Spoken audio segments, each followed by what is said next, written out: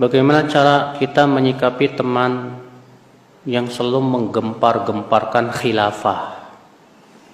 Tanya ke dia, emang para nabi dulu tujuan dakwahnya khilafah ya? Nabi Nuh 950 tahun berdakwah dapat khilafah enggak? Apakah Nabi ada enggak dalam Al-Quran dan hadis?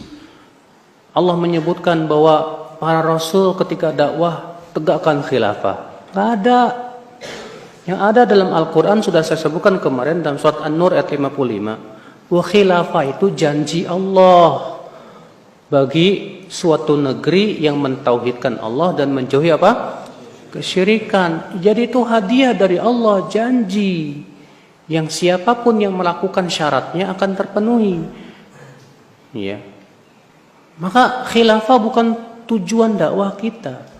Rasulullah SAW ketika berdakwah di kota Mekah, apa pernah kita dapat riwayat Rasulullah SAW yang selalu digembar-gemborkan tegakkan khilafah, tegakkan khilafah? Tidak ada.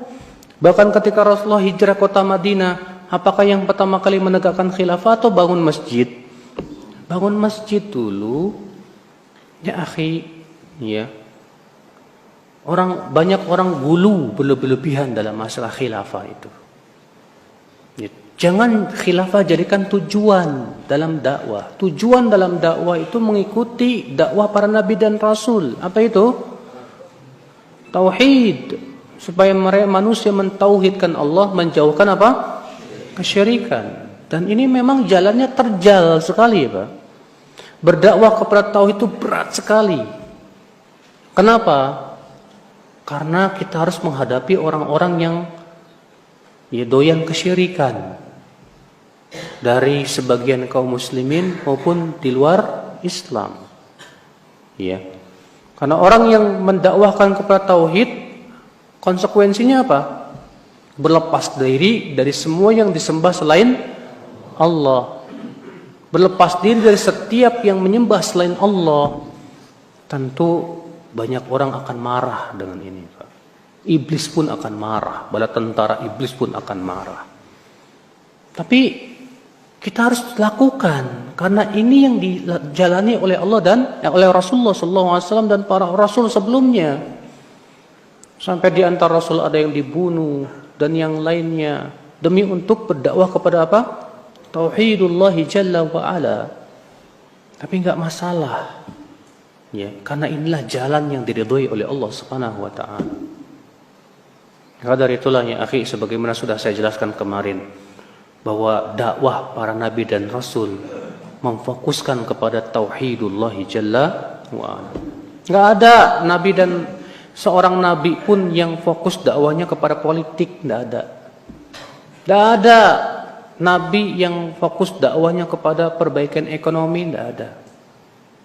Ya. Rasulullah SAW ketika pertama kali berdakwah di kota Mekah, perzinahan ada tidak? Banyak. Minum arak, Masya Allah, perjudian, demikian pula berbagai macam maksiat.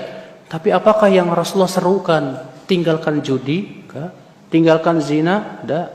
Kata Aisyah, adalah ayat-ayat yang pertama kali turun tentang surga dan neraka. Kalaulah yang pertama kali turun, jangan berzina, barangkali kami tidak akan meninggalkan perzinahan. Na'am ya akhal Islam, azani Allah wa iyyakum.